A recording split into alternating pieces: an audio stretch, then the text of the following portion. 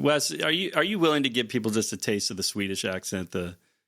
Your kind of go-to, the Swedish accent, or whatever that one is. When we were in Germany, we talked like this a lot. Hey, super duper, I don't know, general, very generic European is very good for you.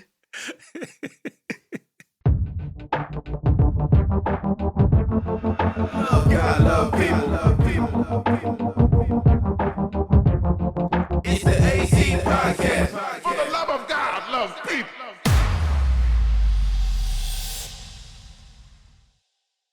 Hey listeners, welcome to the AC Podcast. I'm here today with the Quad, and it is a special day. What day is it?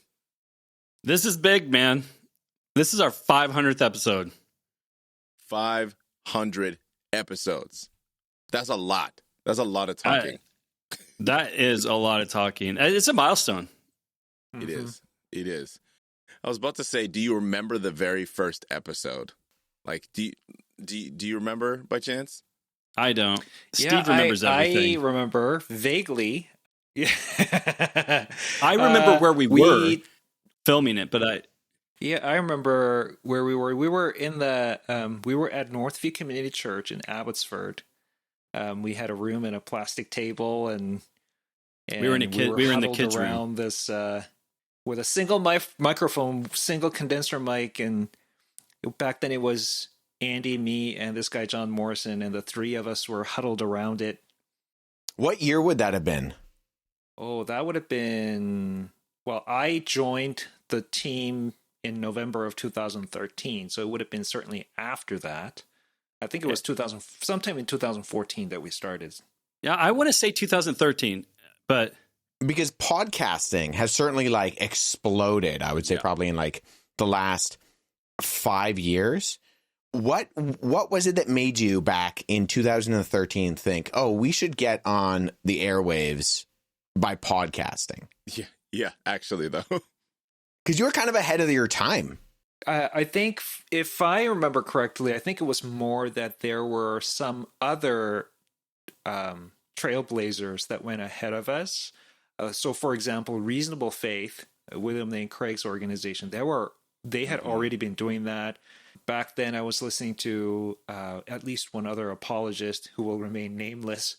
Was listening to him as well, and so I think we were like, "Hey, if they are doing it, I think we can do it too." I think that was more of the. Yeah, it's kind of funny, Steve. I feel like we're an old married couple because I don't remember it that way. This is how I remember it, Wes. That. One was we were inspired by Apologetics.com to start Apologetics Canada, and they had a radio show. We could never get on the radio in Canada. No one will sell you a spot, and if you even could buy one, they're super expensive. So we gave up on that. And then I think after we gave up on doing radio, we thought, well, what about podcasts? Very few people were doing podcasts back then. It wasn't a super popular thing to do. And it was a lot of work to do it because it wasn't as simple as it is now. And even now, actually, you resolved to play second fiddle. You couldn't go mainstream, and so you resolved to pretty much couldn't get on digital download, so you stuck with VHS. Well, yeah. Funny enough, because when we first started Apologetics Canada, I flew down to LA quite regularly and still participated in their radio show.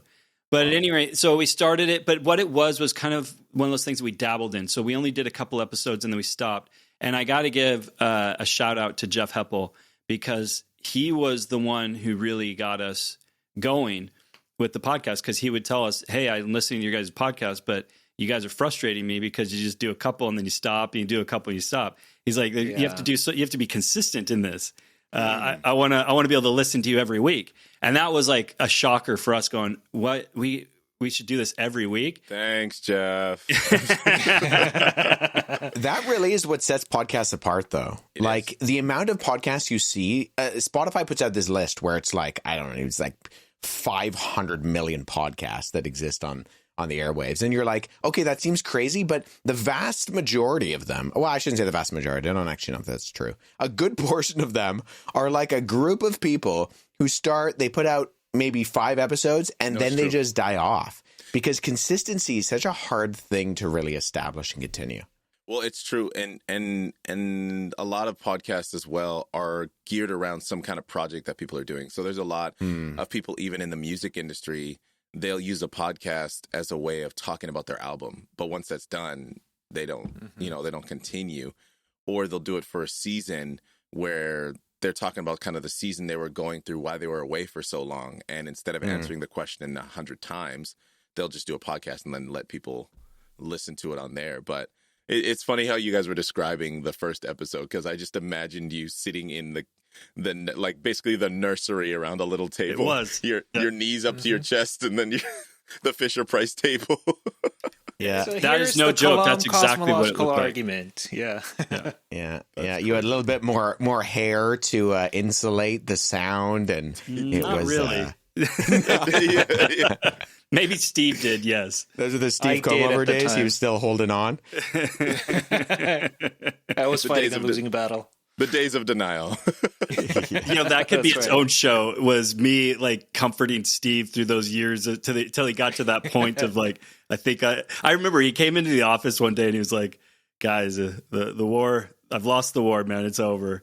It's over. I could just see Andy being like, "Hey, man, come with us." Come on over. Oh man. That is amazing, and I know, especially for Wes and I, it's maybe I'll speak for myself. Maybe Wes doesn't care about you guys at all, but The new kids on the block. yeah, exactly. For the new kids on the block, it's been so great getting to be a part of the AC podcast, because I know for me, You're 3 years, right? yeah, it'll be 4 in January. Yeah. Yeah, And both of us. yeah, Yeah. and it honestly came right at a time where I was looking for an outlet for my thoughts. Like I was always someone who would kind of pose my questions and my challenges on my Facebook, and that was what people knew me for. But the thing is, even then, I had learned pretty early on how to facilitate something like that in an open forum.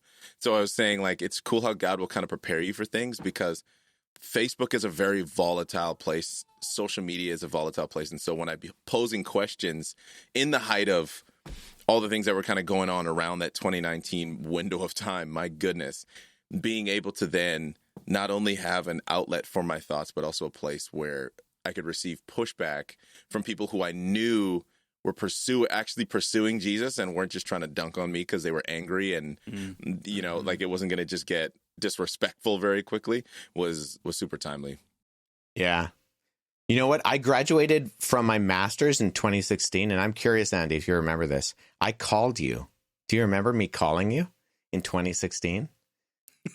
No, I don't. And I Keep asked going. Maybe you I'll remember. if you'd It's be hilarious. interested You've in never brought hiring this me. up. I've never brought this up. It's been sitting in the back of my mind. But Steven, I kid. I remember sitting in a parking lot in an RBC in Richmond Hill and talking to you on the phone. And I was about to graduate my master's. And I was like, I don't know what to do with my life. Andy Bannister was leaving. He was going back to the UK. And he was kind of guiding me in Toronto and sort of the apologetics world. And he was going back. And he was like, hey, I'm going back to the UK. I don't know if I can do anything for you for the unnamed apologetics organization that he used to work for. And so I got your number through my Kisscock, who now sits on our board. And I phoned you and I said, is there any chance that you would be interested in hiring? And you said no. And Is that what I said? yeah, you said we've established our stuff out west and we're not really looking to expand. And I just buried that and it seethed. No, I'm just kidding. It's totally fine. yeah, you will see. Yeah. Yeah. I'll spill you. Yeah. But yeah, I mean, it's just interesting how things have progressed, right? I could have not pursued apologetics. I mean, that was a real direction for me that I could have, said, okay, things are clearly not working out and gone in a different direction. But to end up actually being part of apologetics, despite Andy Steiger in 2016 telling me that Apologetics Canada wanted nothing to do with me. No, I'm Follow kidding. your He didn't dreams, say that. kids. Follow your dreams. Yeah. Oh, there is something to that, though, isn't there? Yeah. Where like you got to stick to it, and it's not always going to be easy. Though the interesting part about that, Wes, I don't remember that, but what I do remember about 2016 is we were in the thick of things, man. Like, it's not easy to start an organization from scratch. And it was interesting that we were growing fast, but we kept getting these requests from Ontario to grow out east. But we're just not there yet. Like we're still building this organization and getting the structure necessary that we can one day, go out east. And the other thing that was happening at that time, as I had just started my PhD, and we were heavily invested in things that were going on in the West Coast. So it's interesting how things they take time and they have to develop. But definitely. So I'm glad you didn't give up on us, Wes. I'm glad you didn't give up. I didn't give up on you, but I was also in 2016. I was a nobody. I was another seminary grad who was working at a garden center. You didn't know me from Adam, so I don't blame you for kicking me to the curb. In the middle of shoveling rock. Hey, you can hear, if you can hear this, help. Yeah. By the way, I should just say, this is one of the challenges of podcast. If people are watching this, they're probably like, where on earth is Andy right now? I'm in a hotel room. I'm in Kelowna. But that's one of the challenges of podcasting every week, as we were talking about, is like this thing follows you. Like you don't get a week off sort of thing. Because I'll never forget when Troy first started working with us, and he was hosting a podcast. And you remember this, Troy? It was the third week, man. You had made it 3 podcasts, and then you're like, so, all right, like, we're gonna wait a couple weeks for the next one, or something to that effect. And we're like, no, we're gonna do another one this week. Troy. Okay, yeah, sure. I mean, it's important to be consistent. So we're recording tomorrow, then. Yes. And due Friday. Good. So good. And it's funny. Like pretty soon we're going to jump into talking with some of our special guests that we had. But it was funny for me first joining because, like it took me a considerable amount longer to edit a podcast than it does now, because it was always trying to find your groove, and I don't think people like fully understand what it means to also. Like when I'm editing, I'm still trying to capture the team, right? I'm still trying to capture our voice while at the same time have it sound professional, have it still sound fluid. And it was one of those things where it had to be a learning curve. Okay, not only am I just trying to process sound, I'm also trying to what adds to Wes's personality, what adds to Steve and Andy and the way that their dictation and different things like that. Let's be honest, nothing's truly going to add to my personality. It's pretty flat. You're working some magic to give me any icing. But it was one of those things, to be completely honest, where I had never processed information like that before. Because oftentimes, right, you're in a conversation, you don't get to go back multiple times and re-listen to something over and over and over again. So as I remember asking Andy quite often, like, hey, are there any things I need to learn about apologetics and da-da-da-da-da, or what about this and what about that? And he was like, you just kept saying no. And like, no. And I was so confused because I'm like, I'm part of this organization. I've never done this stuff before in my life. What do you mean don't learn? Because it wasn't like he was saying don't read books. But what he was saying is like, don't get caught up in this wheel of thinking that what you bring to the table has to be the exact same thing that we do. And so if you're going to engage in those things, do it from a place of, like, do it organically, not feeling like you're not going to contribute without that. And that was something that has blessed me immensely and has allowed me to learn even as we're going. Because many of the podcasts, it's not hard to figure out when someone's quieter. It's because they may not have as much opinion on it. They don't know as much about it. But as far as being part of a conversation, there's an opportunity there to really learn on the fly. And I know I've grown exponentially in learning to communicate and learning to process things about my faith. And the importance of defining terms is a big one that I never would have imagined how important that is. So the podcast, in a lot of ways, what we're getting at, listeners, is it's blessed us as well.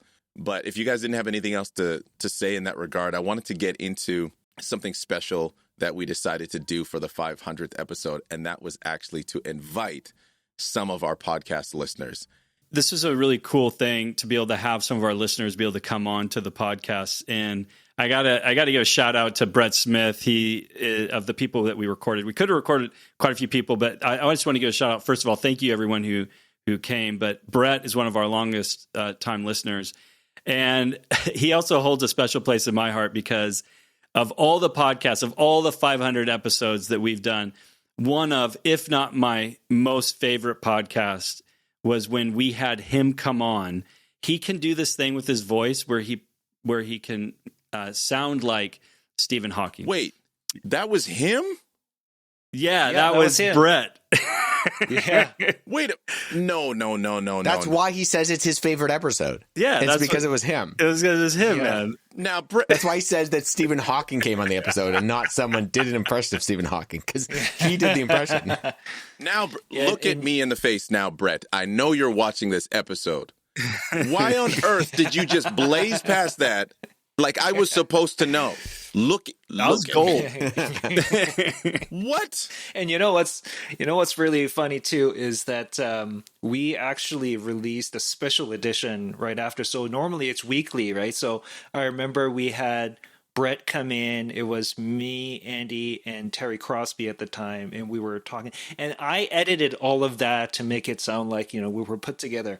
But in reality, we were losing it anytime Brett said anything in that voice. And so much so that, like, Andy and Terry, they were howling. I don't think I've ever laughed so hard in my life. Yeah. Listening to that, I understand now. I'm so disappointed that I was sitting there with him and he didn't. He didn't mention that. But right after we released that edited episode, he mentions the kind of the blooper episode where I actually left in Andy and Terry and myself just completely losing it. And those are still accessible. We can put those episodes on the show notes or something like that. Yeah. It is hysterical. It is hilarious. Yeah. It is hilarious. It's definitely worth a listen. I feel cheated. I actually I'm just. If anybody knows me too, I am just a sucker for just. I love a good laugh, and it doesn't take much to get me laughing. And that one was just slaying me. Yeah. This first clip is going to be from Brett, one of our longest time listeners, sharing with us what his favorite episode of the podcast was. So let's get into this a little bit. As we know, you are a listener of the AC podcast. I would love to know how long you've been listening to the AC podcast. I would say since 2013. 2013. Yeah, I believe it's either 2013 or 2014 when Andy was really kickstarting the Thinking series. 2013. Yeah, that's more or less when we started it, right? Yeah. 2013, 2014. And interestingly enough, I know his parents listened too. Like, they listened as a family. Jeez Louise. Like, it's a family affair. That's crazy. That's a lot of episodes. Oh my God. This is great. Especially because we do this weekly, it's a lot of episodes. But if you can then remember, what would you say is your most, maybe not your favorite episode, but is your most memorable episode? If you have a favorite, that's cool too.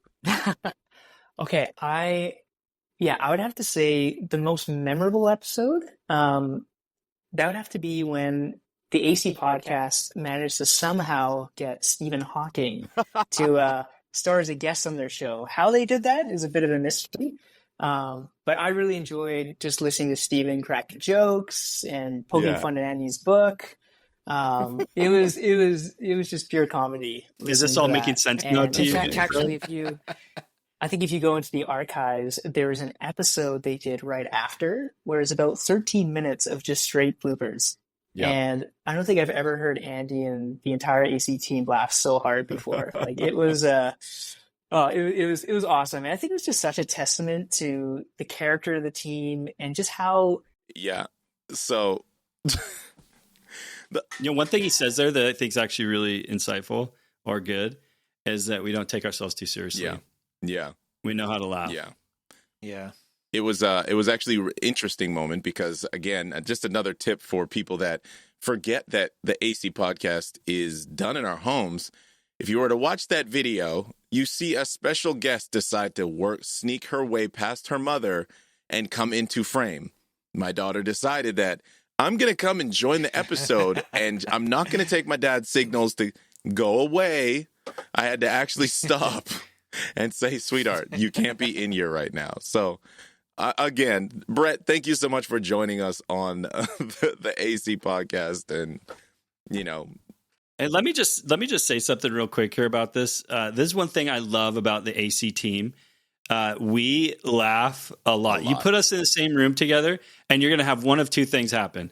One, we're going to be talking about deep theological issues, and then we're going to be laughing hysterically. Those you can count on it. Those two things are going to happen. And normally what's going to take place is that Wes and Troy are going to begin to talk in different accents. And this is one of the things that pains me that listeners don't fully get to appreciate is they don't get the full flavor of the Wes Troy personality. It doesn't fully come out. So that does sadden me a little bit. You guys, your guys' ability to do different accents is unbelievable. You know what's fun for me is when Wes is clearly glazing over at something else, and it looks like he's super upset that he's here. What are you talking about? Oh my gosh. We actually had someone from the Leadership Summit join us as well on the podcast. His name's Tyler Postma, and he is an accountant. But as I mentioned, he joined us for, I like to call it season 3 of our most recent Leadership Summit. And it was funny because when I emailed him, his response back was, I thought this was a simple email blast and literally almost completely ignored it. But when I realized you were actually asking me to do something, I doubled back. So I'm glad that I didn't just ignore it. I was like, Tyler, don't just ignore our emails. But anyways, Nancy does not email that much, you guys. She does not. Let's take a moment and we'll get to hear from Tyler. Well, he's working on that. Wes, are you willing to give people just a taste of the Swedish accent, your kind of go-to, the Swedish accent, or whatever that one is. When we were in Germany, we talk like this a lot. I think that was what would this one be? What accent? Hey, super dipper. I don't know. General, very generic European is very good for you. When we first got to Egypt last summer, I just remember, I did this whole thing about save the whales. We're going to save the whales. And we were so jet lagged, and I was and it was just, we were just sitting in this hotel room dying because I was I don't even remember exactly what we were talking about, but it was that trip. There was a lot of laughing going on that trip, man. Okay, so the video I have of Tyler is me actually asking how he engages with the podcast, because I'm always intrigued to know where people are listening to it. I'm sure some people, maybe they do it when they're working out. Maybe some people do it while they're cleaning the house or going to bed. I don't know. And so here's a video where Tyler's letting us know how he engages with the podcast. When I think of it. Okay. There isn't a specific one that stands out. Okay, cool. No worries. How is your... Yeah, I would love to know then. I'll give you a different question than I've asked other people. What has been your main mode of getting to take in the podcast? Are you someone who goes for a walk? Do you sit in the evening with the low light and sip a tea? Or how do you engage with the podcast? No, podcast is usually when I'm exercising. So either on a walk or on a run or in the gym. Okay, cool. Very cool. Yeah. Very cool. I'd always be interested to know, because I know whenever I take in a podcast, I'm always, more often than not, I'm doing something. I have to, I engage with it while I'm, doing some kind of activity. What about you guys? Because, I honestly don't have tons of time to listen to a podcast because I'm usually in the process of editing one anyway or preparing for one. Yeah, I just don't have the patience or the mindset to, you know how back in the 50s or 60s or whatever, you might see a poster of these little kids. I'm not as old as you are, Steve. I don't remember the 50s and 60s. Yeah, how old are you, Steve? Yeah, way back when. Wow, this was, you guys. 1950 BC, before cell phones. But sorry, I'll never do that again. But anyway, you see a poster of these old traditional homes, and these young kids are all lying down on the floor in front of the radio just listening to it, right? They're not even watching TV, but they're all huddled around the radio. I don't really do that sort of thing. It's not like I just put on a radio and I just sit there and I listen. I rarely do that. I have to be doing something. And in fact, that helps me listen better. So it's usually when I'm doing something with my hands, like if I get just tired of reading really dense philosophical books or whatever, I'll just go into the garage and start chopping wood as I listen to something, you know? Wow, that was the biggest humble brag. After I read dense philosophical books and then I go into my garage to chop You disgust wood, me, sir. I like to listen to a podcast. And once I'm finished my log cabin, I decide to build another house. Like, what are you saying? Yeah, that's right. After I finish my crafted canoe. Today I'm whittling a Where do you nativity scene. Wes, you probably listen to more podcasts than any of us, man. When do you listen to your podcast? I listen to probably too many podcasts. I listen to a variety of podcasts, fiction podcasts and like informational podcasts. It's usually, I mean, I have a number of different settings in which I do it. When I wash the dishes every evening, I listen to a podcast. While I'm falling asleep, sometimes I listen to a podcast. While I'm working out, I listen to a podcast. And then occasionally I go on walks just because I'm sitting so much in my office. If I'm like reading or I'm writing or whatever, I'm preparing a talk, I'll try to section out a time in my schedule for about 20 minutes and I'll go and listen to a podcast. And I probably have like maybe 20 podcasts that I subscribe to, but I'm doing different things and they're very different types of podcasts. Like I have the podcasts that fall into the genre of like kind of very mellow that maybe every once in a while, if I'm having trouble sleeping, I'll just stick my headphone in and I'll fall asleep to, which probably is not good practice if I'm thinking about like how to actually fall asleep. But it's mostly, I think I relate to the kind of doing things with your hands. A lot of it is like I'm doing the dishes.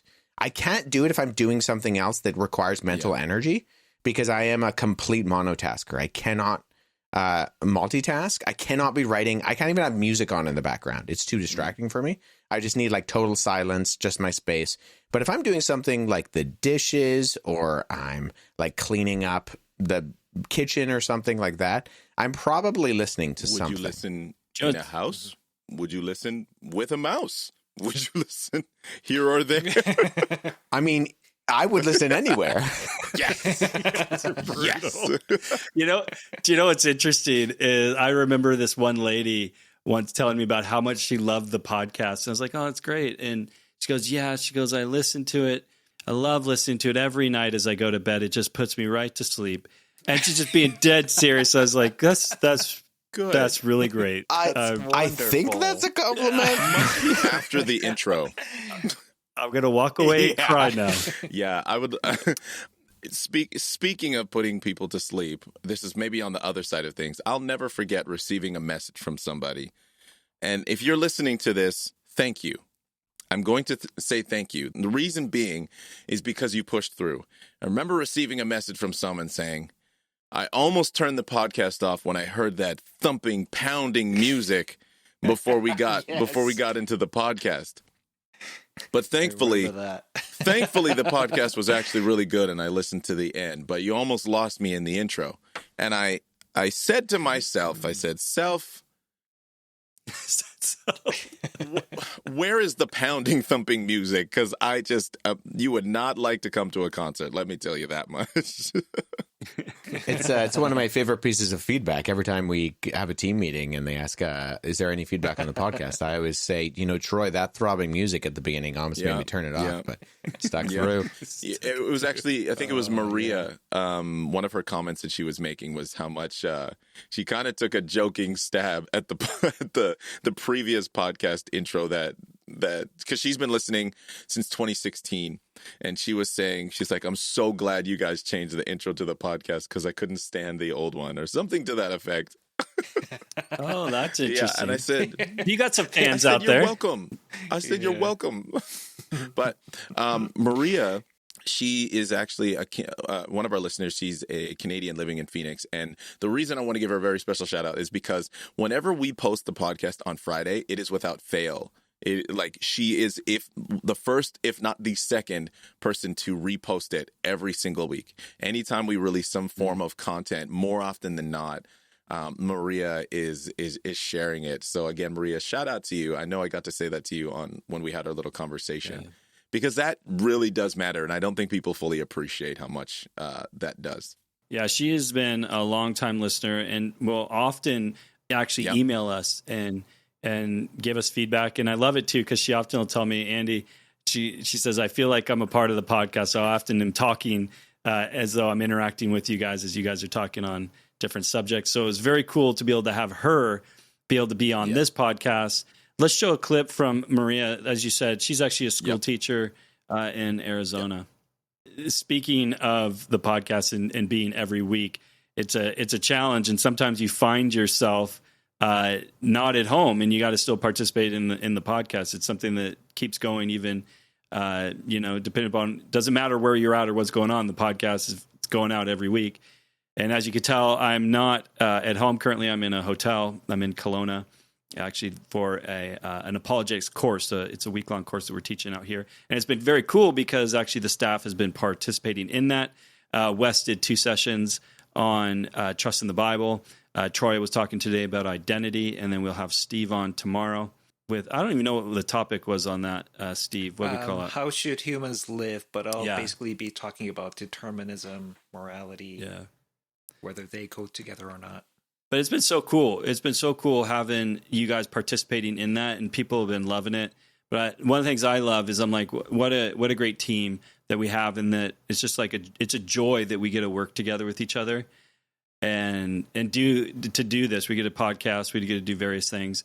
And I also love the fact, by the way, I mean, how cool is it that we have all done ministry internationally together and different film projects from Egypt, Korea, Malawi. Very cool. Yeah, I know. I mean, we commented on this before, but the idea of unity not looking like uniformity, I think, really plays to our strengths in that we all come from very different backgrounds and we all have different areas of focus. And I think that's one thing I've really appreciated about our team over the 3 years that I've had the privilege to be with Apologetics Canada. And even Troy, you talking about not being a quintessential apologetics guy, I think that plays to a strength to you. Because I think there is kind of an apologetics cottage industry that exists, particularly online, that I think can actually be an echo chamber, which is sometimes not helpful. And to come in as an outsider, I mean, I came from more of a backdoor academic perspective in terms of my interest in the Bible.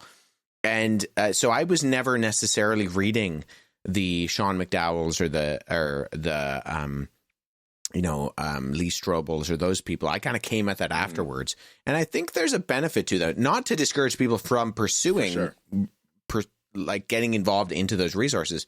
But I think there's actually a benefit that plays into the strength of our team in that we've come in from different angles and we're not kind of a quintessential apologetics team, which is a lot of the feedback we get on things like the Leadership Summit, where people come and they think, and they say, I really appreciated this wasn't necessarily an apologetics conference. There was apologetic aspects that were touched on, but it was so much more multifaceted in a way that they expressed that they appreciated than they even imagined coming in.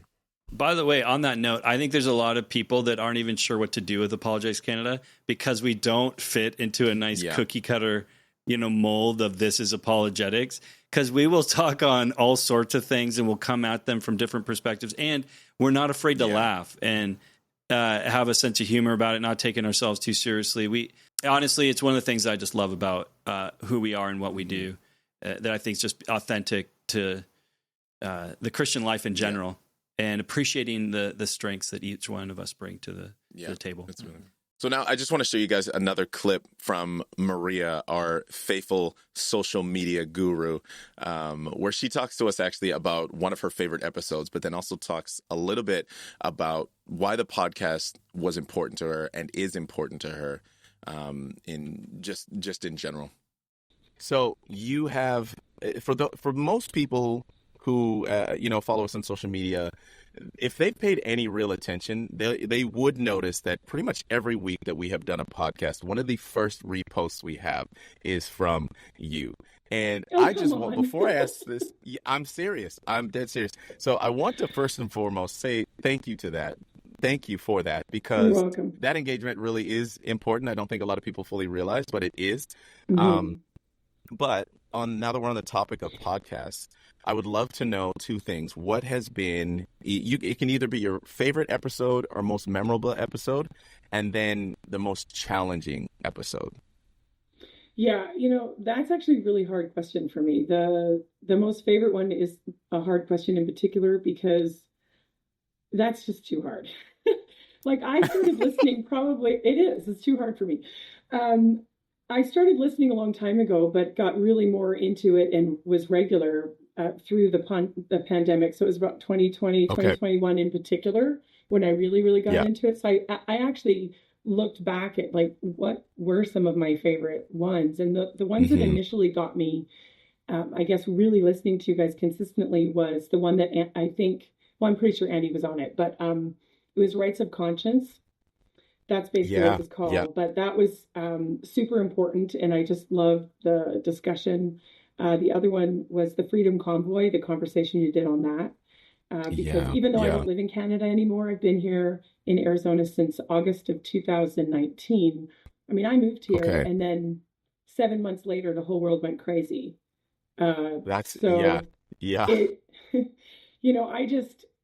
actually felt really just unbalanced and lack of foundation because I had moved, I wasn't working, my whole life was kind of up in the air, and so was the world. And so for me to be able to turn you guys on every week and find somebody that was making sense of things was super helpful. The Coconut Dilemma, that was the one you guys did on why the media lost our trust.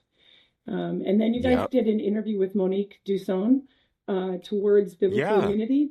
And so I found her, the Center for Biblical Unity, and started following them. And now I listen to all the things. And that was really helpful to me too, because it just, so much of the world didn't make sense anymore. And I now had some place where I found people that were actually looking at the world through a biblical lens. I got to say, with regards to what Maria was talking about in her response, that is such an encouragement to me. I don't know about you guys, but such an encouragement, because people don't realize back when we were doing what we were doing back during COVID too, like the fact that we spoke about the Freedom Convoy and some of the other hot topics that we navigated, we were putting our neck out on the line, man. Like, it doesn't sound as difficult as it is when you're putting your voice out to the World Wide Web on these different topics, and you're trying to address them from a place of biblical perspective, and you're trying to be gracious, and you're trying to navigate these things, but you're going to get judged by what you say. And correct me if I'm wrong, Andy, that's probably the podcast we got the most feedback, both positive and negative from. We did. Was when during the pandemic, and particularly, although not limited to, the Freedom Convoy podcast. Even from a statistical, because I look at the stats as well, that podcast in particular was one of the fastest 1 to 1,000 plays and downloads that I'd seen since origin. Like, we have plenty of podcasts well over 1,000 listens, but that one, the rate and speed in which it took off was pretty exceptional. Yeah, and that's one of the things that we try to do is we always try to keep an eye out for what's going on. And then we have to kind of play this game of, okay, we have some stuff recorded to be released, but what's going on right now that people might want to hear some perspective on? So then sometimes we have to kind of jettison our original plan and quickly record something else on, especially during the time of COVID and Freedom Convoy, all that sort of stuff. A lot of stuff was happening really quickly, and we had to respond to that. And sometimes that meant that a couple of things. One was, because things developed really quickly, sometimes we didn't always have enough time to process everything. So we always have to kind of come at this with the caveat that, okay, this is our current understanding of what this is happening. And then to add to that, the second challenge is things also developed really quickly after it took place. So then we had to let people know, okay, as of the recording of this caveat. Episode, this is where it's standing. Yeah, and so it was a challenging thing to navigate, but I think a lot of people, a lot of listeners took it very graciously and really appreciated the efforts that we were putting into it. Because I remember it was 2 weeks after the Freedom Convoy podcast went out, we had a listener that was upset with us because of the current aspect of where things are at and what we didn't talk about. And it was just this weird moment to like respond to this person and be like, we don't know the future, like these things change so quickly. We recorded that 2 weeks ago, but it's funny. You'll get judged on the day they listen to it with regards to what you did or didn't say and have you navigate. So that became a bit challenging. The other thing that I remember about that one was just also realizing that things are complex. And I remember we had a listener that was a police officer from Alberta, I believe it was, that, responded to us and was giving us his experience. Am I saying this right? Yeah. And giving us his experience. And I really appreciated that. I appreciated it's one of those things that's weird, isn't it, guys? It's kind of humbling when you've got people from all over the country listening to this and, you got police officers on the front lines of what are going on that are then responding back to you. And it's humbling and it's challenging all at the same time. Yeah, absolutely. And I think maybe this is a question for you, Andy, that maybe our listeners could hear for people that are just like, again, maybe they're newer to listening to the AC podcast. And, quite honestly, even though the Freedom Convoy wasn't that long ago, we've done so many episodes since then. And what was one of the reasons that you guys didn't take such a consistent step towards talking about a kind of a cultural narrative or, something that's going on in the news, right? Because so many Christian podcasts are constantly, okay, this is what's happening in the news. Let's talk about it. Why is it that when you guys, in the origin story of the AC podcast, what was that conversation like for you guys to make kind of very clear lines for what we're going to talk about and what we're not? Because there's so many people and maybe listeners on here who want to start a podcast and they need to learn what they're going to be up against, and two, how to draw very, very clear lines for what they're doing or why they should. Well, I mean, here's just one thought with regards to that. The AC podcast will never be like a superstar podcast. We will never be like a super famous podcast. We just never are going to be. And the reason is because we're not bombastic.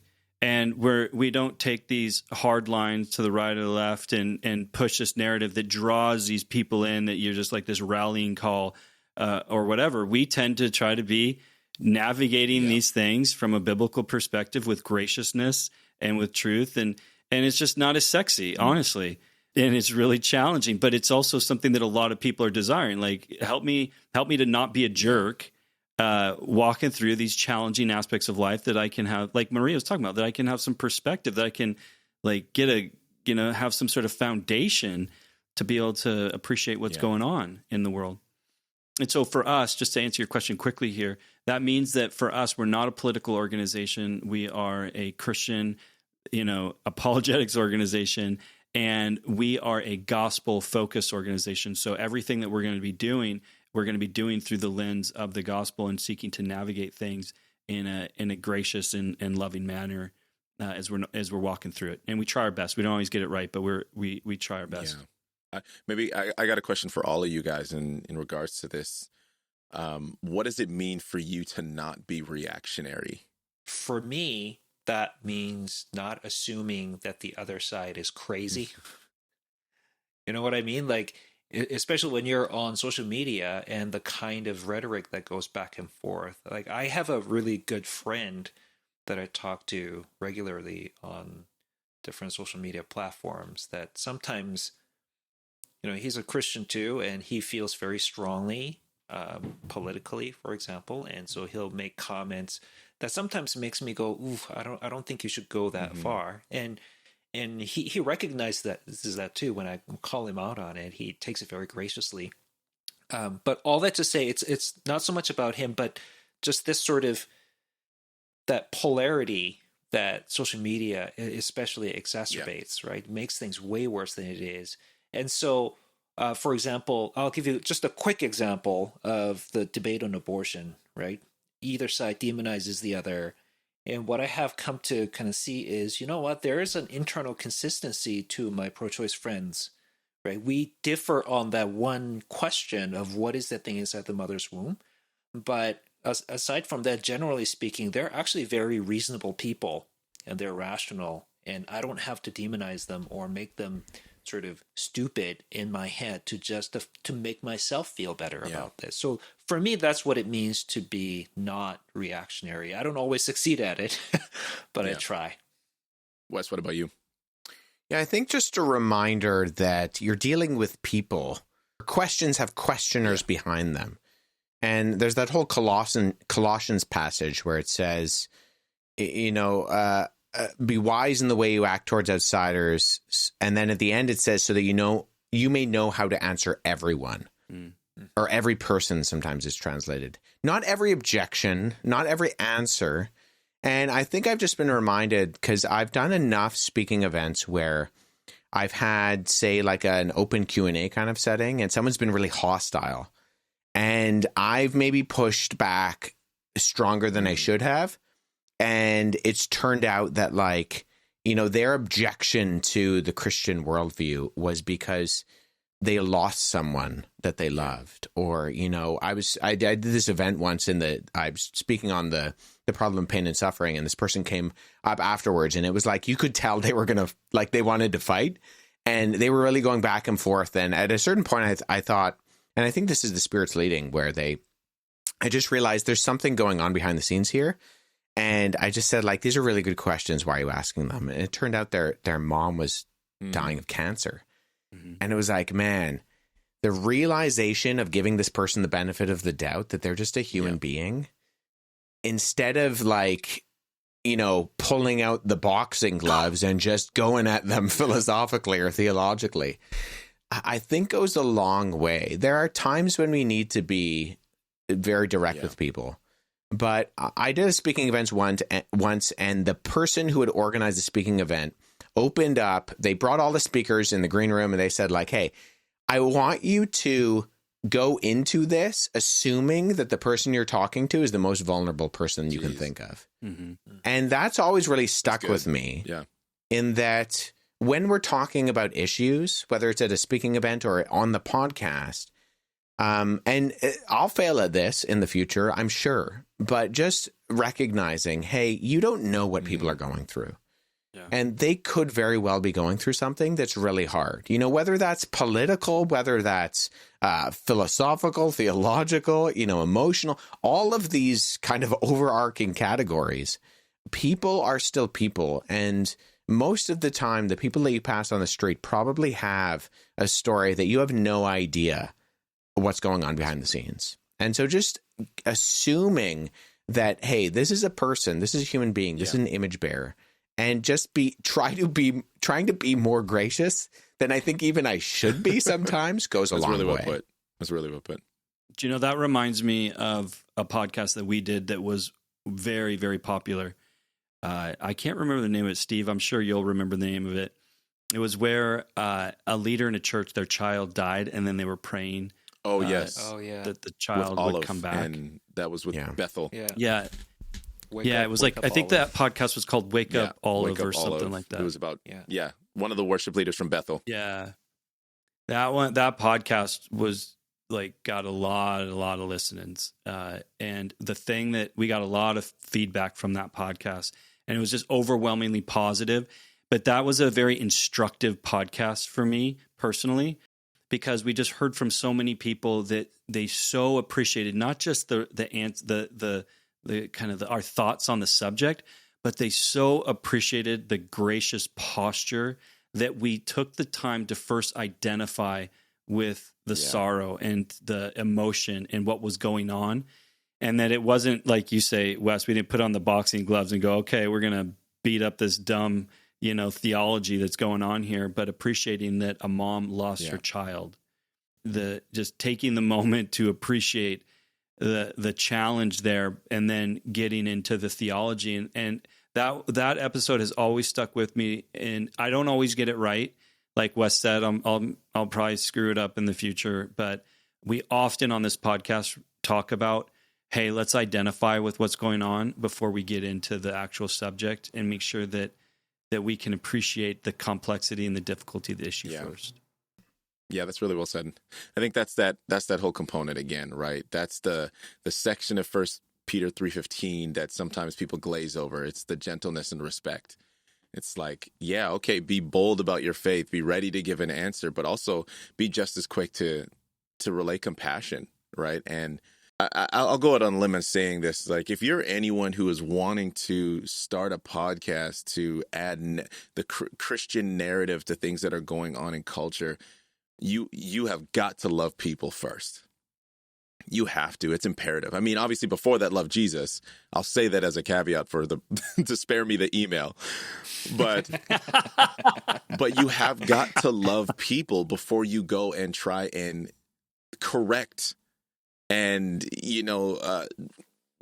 add all your comments around them, because the truth is we are in a very volatile state culturally where, man, you could be absolutely right, but your timing and posture will have it received wrong, and that is that is the worst feeling. That happens. Get rid of a podcast. That can happen in marriage, right? You say something to your spouse, but they're just off that day, and all of a sudden you're like, "Whoa, what happened?" What are you talking about? Speak for yourself. My marriage never has miscommunications whatsoever, and they're definitely not on my end of the conversation. I mean, I have the talk that I do, which is like an Apologetics 101, that I call How to Talk About Jesus Without Sounding Like an Idiot. One of the things that I highlight, and maybe this is a bit of an aside, but I'll mention it, is that the right answer to the wrong question is still the wrong answer. And in that, like, certain questions are going to be framed to you. I was doing an event last year, and someone in the Q&A asked, is God going to send me to hell for not believing the same things you believe in? And I was like, red flag. This question is wrong. Because the right answer is yes. But the question is framed in a way that makes it sound like my beliefs, like what's on my shoulders, is why I'm getting into heaven. And that's not true. And so I almost had to reframe the question in order to get to the right answer. Because if I just said yes, he would have heard my beliefs are against his beliefs, and that's what's going to send me to hell. No, I'm going to hell too if I'm found in the first Adam and not in the second Adam, right? If my sin isn't covered by Christ, and it's not about what I do. And so the right answer to the wrong question is still the wrong answer. And so I think that that's something that we also need to keep in mind. But I really appreciated what Brett had to say about a theology of humor. I think that would be an interesting podcast. Often we forget that God has a personality. It's interesting when you see Jesus in like these like Jesus movies or whatever, and he just lacks personality. I think it's probably one of the things that The Chosen has really captured in some regards for people, is that there's at least a multi-dimension to this Jesus, and he can at least laugh. Well, that'd be an interesting question. Even that's an interesting question. Did God invent laughter, or is it just part of the nature of who God is? I think there's a psalm that says that God looks at the deer in the field and laughs. I mean, there are lots about God laughing at the wicked, but I don't think that's what we're going for. I mean, this is one of the things I love about the podcast, is that we will delve into issues that I don't see other apologetics organizations delving into. Yeah. In just a moment, we're actually going to hear from one of our listeners from Ontario, actually. She's a visual artist, a creative artist. Her name is Gina Jacqueline. And in a moment, she's just going to share, I asked her the question, what are some podcasts that you would love for us to talk about in the near future? So let's hear from Gina. What topics would you like to hear us speak on in the future? Yeah, I got my notepad. Oh man, how much time do you have? There's just so many. Although you guys, to be fair, have covered a humongous range of topics, so good on you for that. Thank you. Thank you. But I would say again, because coming from the art world, I would say that if there's more conversations to be had on the apologetics of beauty. Also related to that are just more speakers on the theory of intelligent design. Again, my art very much touches on that, so I'm being biased here. Yep. But I also would say the other one that's I think it's a broader topic that is, I think, not only highly relevant in today's culture, but it also has part of my story in it, is dealing with the uprising of New Age and witchcraft, and sort of that I don't even know if to call it religion, but that worldview essentially. Because again, I came from, I would say, or I don't know if you know Melissa Doherty, but she has a lot of content that deals with New Thought, which is a kind of a blend of Christianity, but really is like New Age, with a lot of sort of Christian terms embedded in it. So things like that, because I find more and more that, our battle is less against agnosticism and atheism and other religions, and it's increasingly becoming more about, the power of positive thinking, creating your own realities. So that would be an amazing, I would say, toolkit for myself, because again, when I'm doing art shows and in the art world, there's a lot there. So for me, it would be just really helpful to learn to navigate a lot of that. Yeah, that's great, man.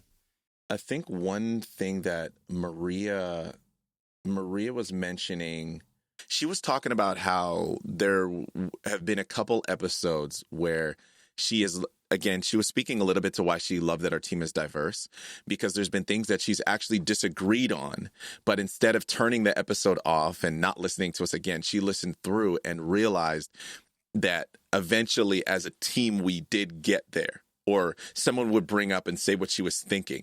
And she'd be sitting at home like, yes, I agree. And we'd all kind of come around. And so I think it'd be nice to talk about how, like, we're not afraid to push back on each other. The nature of why we do the podcast the way we do, many people probably don't realize, but we do prepare, right? We prepare specifically on things that we want to talk about and things that we may want to bring to the table. But as far as that goes, I'm not saying, okay, Steve, what are you going to say? Hey, Andy, what are you going to say? Wes, what are you going to say? Okay, when you say that, I'm going to say that. And we're all going to go like, wow, that's a great point. We don't do that. We don't do that. No, in fact, Andy specifically tells us not to discuss it too much. He'll cut us beforehand. off. Just get it's so rude. Yeah, he'll cut us off. Let's don't go there. That's always his line. The best podcast. You don't talk beforehand, because then you'll anticipate what the other person's going to say, and it just becomes a weird conversation. It's like trying to have a conversation twice. The second time is weird. Yeah, exactly. We truly do. Like, we truly do work really hard to make this a conversation. So for people that have watched any of the ones where we've actually done together in the room, there's a reason there's a whole different vibe to it and feeling to it, because I'm having to fully read faces. I get nothing else. There's no other, physical cues that say, oh, Andy has a thought here, or, Wes wants to jump in here. Steve's got a thought. We don't get much of that. And so you find our eyes sometimes, if you're watching us on YouTube, are just beating around this little box trying to see, okay, who's going to talk? And so I guess that is the beautiful thing about being able to edit. But maybe one of these days we're going to post a podcast that's not edited, so people can like really feel this is what it would be like if we didn't edit it. You know what, though? There's something to say about the fact that we record in different provinces, in different areas of the country. And if you didn't know, you may not even realize that that's the case, because of both the quality of the technology that exists today and the fact that you do an excellent job, whether it's you or Steve or Max or whoever, Troy, at editing the podcast, because I don't think if we didn't mention it every once in a while that people would necessarily think we were in entirely different ends of the country setups when they listen to the podcast. We got different mics, but we're all in different rooms, right? I mean, my room, I think I think my room and Wes's rooms are arguably the most treated, but mine is because it's actually like my recording studio. I do my music in here, so it's been pre-treated, but we're also all in different rooms, and it's just like it's funny how we're coming up on, doing a conference talking about, a theology of technology, because I sit back and I'm like, God, this is actually incredible that we were able to continue ministry, continue podcasting, and we're not, on the podcast side of things, we're not buffeted by things like the pandemic, whereas people who may have been in a studio, they would have had to pivot in a different way. We had already made that pivot because that was kind of the way things were set up. And again, it's this crazy thing that God does where he has you start one way that, may not always seem ideal, but then like something like a pandemic pulls up and we're not worried about an office building that we can't get into. We had more than 6 feet of distance between us, several hours of distance, a 6-hour plane ride from Vancouver to Ontario, right? So it's pretty cool. Yeah, it was rather providential that I actually moved to Alberta in 2018, because then that forced us actually to figure this digital thing out. And then a couple of years later, this chaos descends upon the world. But we were already doing this, and so this has been a wild ride, and I really do look forward to 500 more. Yeah, wow. Great. Well, one thing I just wanted to say as we close, I just wanted to say to all of you listeners, thank you, thank you for listening to the podcast. We've been doing this 500 episodes, which is absolutely crazy, but crazier than that is so many of you listening to the podcast and having been with us on this journey. We're so thankful to have the opportunity. Pray that it has blessed you as it's blessed us. I want to particularly thank Tyler, Maria, Brett, and Gina for being willing to put their voice into this podcast and participate and just be, a couple listeners that would just give people an idea of the lives that are being touched by this and that have impacted us as well over the years. So I just want to say a big thank you to all of you. You guys can do the math. I mean, 1 year podcast is 53 episodes. So that's 53 episodes are done a year. And so to be at 500 it is literally the grace of the Lord to be able to continue going and watching engagement grow.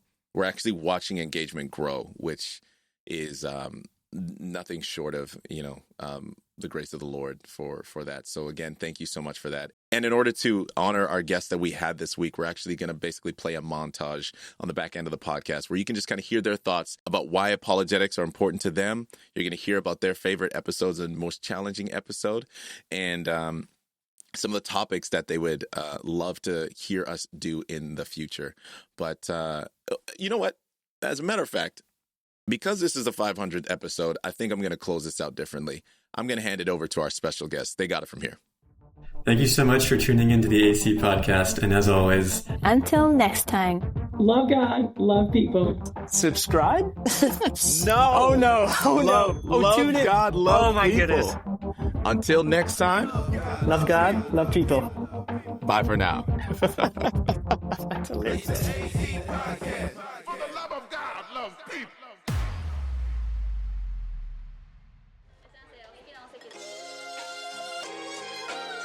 I don't remember listening to it at university, but I know definitely once I came home in 2020, I started listening. I think I've been listening to the AC podcast since 2016. Oh my God. I'm not even sure if the podcast was on at that time. I just know that I was aware of the ministry in 2016 through one of their conferences they did in Ontario. And I'm not sure how long after that they started the podcast, but pretty much as soon as I found out they had one, I began to listen.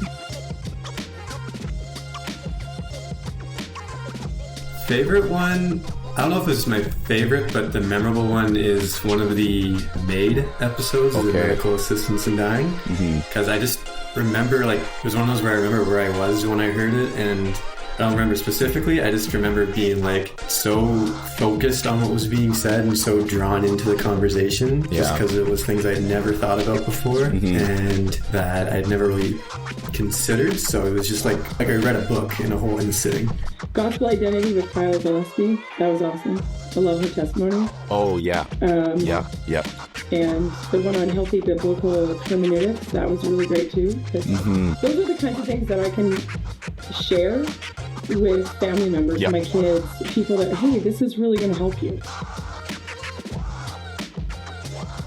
Well, aside from the episode on quantum gravity, which was very interesting but hard to understand, I would say it was called the coconut dilemma, I believe. I really appreciated it because it talked about just like people's trust in media in general. And I thought it was just really cool how, and you guys have done this in previous episodes too, where whenever something's gone viral on like a news network or social media platform, you guys really do your homework to investigate and kind of identify like misinformation and just finding, what's actually accurate here. And that really challenged me to do the same and to not take things at face value so much. There was a 2-part podcast episode that dealt with salvation, part 1 and part 2, and I really liked it because given the variety of opinions in the group, it really helped me to have a fuller, more rounded understanding of a lot of complex, I would say, theological stances on that. And yes, it really was helpful, but also I would say challenging for me to, not stick to your own lane, but be like, start to think outside the box and why others believe differently as well. So that was a really good one. I think it would be that same Bible class I took in high school where we went to the conference. It kind of just gave me the freedom to look at my faith and what I believe more analytically, I guess. So like as a numbers guy, like every number comes from something. There's a source to everything. Sure. And then I kind of just took the same approach where like, well, where does this come from? And it's not like a bad thing to question these beliefs that I've always had or always been told, and it was just an avenue, I guess, for exploring and understanding what I believe. Well, I just think as a Christian, you have to be able to explain and defend or discuss even your faith with people. That's important. So apologetics that's basically what that is. As a parent and a grandparent, you have to have the wisdom for them. They keep asking you questions no matter how old they get or how young they are. I find apologetics is just so important to me because it really keeps my faith in check. And it doesn't just remind me of what I believe, but why I believe what I believe. It also just reassures me that there's so much evidence and good reasons to believe that Christianity is true, and that it answers those questions that just the average person will eventually have to wrestle through, like life after death, why is there evil and suffering? And I really think it's such an essential part of ministry because it equips believers how to articulate and communicate their faith in a way that makes sense. The last podcast that I listened to, I just remember Andy making a comment about Christian nationalism, and there was no definition. I think I sent you guys an email saying, what's your definition? Yes. And are you seeing that? Now I'm thinking, like, are you seeing that in Canada? And, like, what does that mean? Because that's being thrown around like crazy right now. Yeah. I think everyone has an opinion about what that means, whether it's good or whether it's bad. I just heard something recently, I think it was All the Things, and they were talking about woke right. And I'd never heard this term before. Yes. It's like, what is this? So it was interesting. Yeah. I thought maybe they could look into that and chime in. I think the Canadian election will be a really interesting one. Interesting. Just because there's so many different avenues you can approach it from. Yeah. I think the other kind of general ones I've really enjoyed have been the testimony ones. Okay. Because you listen to those and you can't argue with someone's testimony. Like, it's not opinions, it's not arguments, it's just somebody sharing their story. And I've always really enjoyed those. I've always thought it would just be so interesting to do like a theology of humor and just, I don't know, like I've just going through like passages in the scriptures of just, I don't know, comical moments or even just talking about we talk about God's character and, being a God of love and justice. And, if we're made in his image, we tend to laugh a lot in life. And it'd be kind of interesting to talk about, I don't know, just God having that aspect, that character as well. And, it just kind of intrigues me. I like that. Yeah. That's really intriguing. No, see, just so for proof on the camera, it's right there. You got it.